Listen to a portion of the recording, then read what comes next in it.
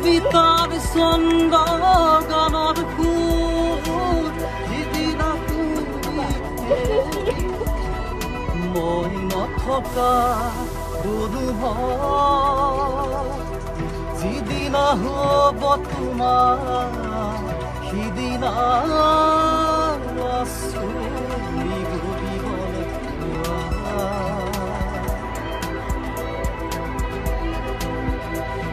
মধু কবিতাৰ ছন্দ গানৰ সুৰ যিদিনা তুমি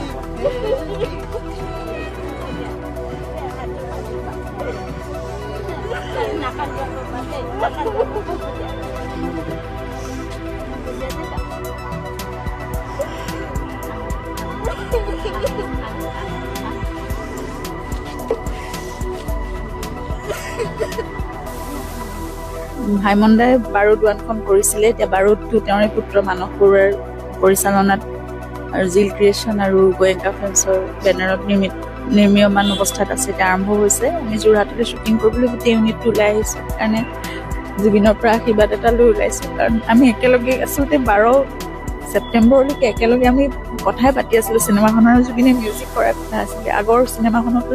আগৰ বাৰুদখনতো জুবিনৰ মিউজিক আছিলে। উজু অহা গানটো প্লেন কৰিছিলে 12 তাৰিখে।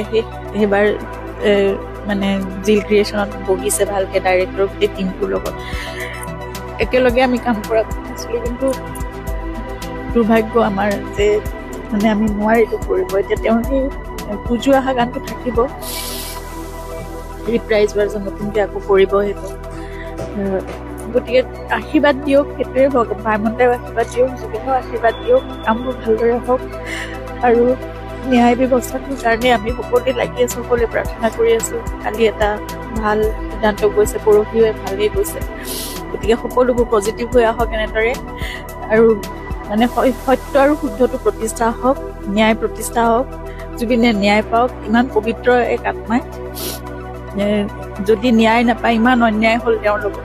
এতিয়া যদি ন্যায় নাপায় তেতিয়াহ'লে আৰু ন্যায় শব্দটো মানে আমাৰ মানে মনত একেবাৰে নাথাকিবই আৰু পৃথিৱীত সেইটো আমাৰ কাৰণে একেবাৰে নোহোৱা হৈ যাব। গতিকে সেইখিনি জুবিনে ন্যায় লাভ কৰক আৰু অমৰ হৈ থাকক সকলোৰে প্ৰাণত। তেওঁৰ কামবোৰ অমৰ হৈ থাকক, তেওঁৰ বিশ্বাস আদৰ্শ সকলোবোৰ তেওঁ থাকি যাওক। সেইটোৱে কৈছোঁ, সকলোবোৰ পজিটিভ হৈ আহক। এতিয়ালৈকে কালিলৈকে আমি ভাল সিদ্ধান্ত পাইছোঁ। গতিকে ইয়াৰ পিছৰখিনি সকলো খুব ভাল পজিটিভ হৈ আহক, এইটোৱে ইচ্ছা বিচাৰিছোঁ।